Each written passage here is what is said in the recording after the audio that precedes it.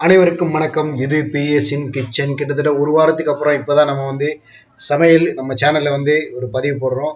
இன்னைக்கு நம்ம டேஸ்டியான ஒரு கொத்தவரங்காய் பொரியல் தான் பண்ண போறோம். தேங்காய் சேர்த்து எப்பவும் வழக்கமா உருளைக்கிழங்கு, கத்திரிக்காய், கேரட்டு இதே மாதிரி செய்யாம புதுசா வெரைட்டியான காய்கறிகளை வச்சு பொரியல், கூட்டு இந்த மாதிரி செய்து சாப்பிட்டோம்னா ரொம்ப நல்லது.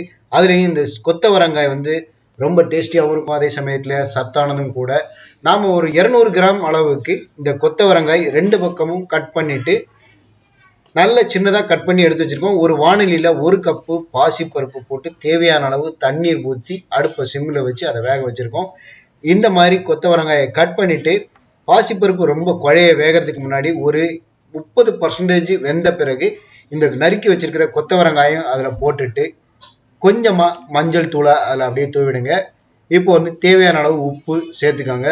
இந்த கொத்தவரங்காய் உப்பை இழுக்கும், அதனால நிறைய போட்டுறாதீங்க. தேவைப்பட்டால் சால்ட் உப்பு கடைசியில் சேர்த்துக்கலாம், போதலைன்னா இப்போ தேவையான அளவு உப்பு சேர்த்துட்டு கொஞ்சமா தண்ணி ஊற்றி ஒரு தட்டு போட்டு நல்ல ஒரு கிளறிட்டு ஒரு தட்டு போட்டு மூடி வச்சிடறோம். அடுப்பை மீடியமா வச்சுட்டு ஒரு 10 நிமிஷம் வேக விடுங்க. இந்த மீன் டைம் நம்ம ஒரு மிக்சி ஜாரில் 2 காஞ்ச மிளகாய், அதாவது மிளகாய் வத்தல், ஒரு அரை மூடி தேங்காயும் போட்டு கொஞ்சமா சீரகம் சேர்த்து நல்ல துருவல் மாதிரி அரைச்சு தனியாக ரெடியாக எடுத்து வச்சிருக்கோம். இப்போ அந்த கொத்தவரங்காய் நல்ல பாசிப்பருப்போடு சேர்ந்து நல்லா வெந்துருச்சு, தண்ணி எல்லாம் வத்திடுது. இப்போ நாம அரைச்சி வச்சிருக்கிற இந்த தேங்காய் மசாலாவை அது மேலே லேசாக அப்படியே தூவின மாதிரி போட்டுட்டு ஒரு கிளறிட்டு கொஞ்சமா பெருங்காயத்தூளை அதில் ஆட் பண்றோம். பெருங்காயத்தூள் நல்ல வாசனையா டேஸ்டா இருக்கும் இந்த பொரியலுக்கு.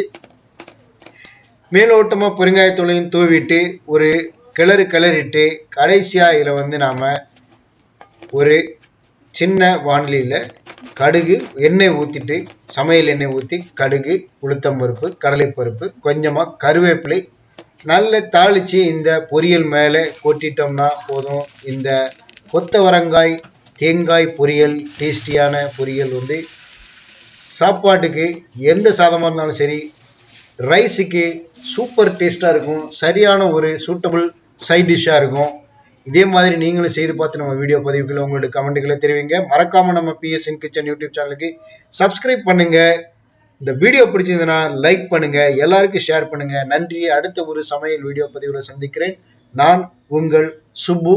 இது பிஎஸ்இன் கிச்சன்.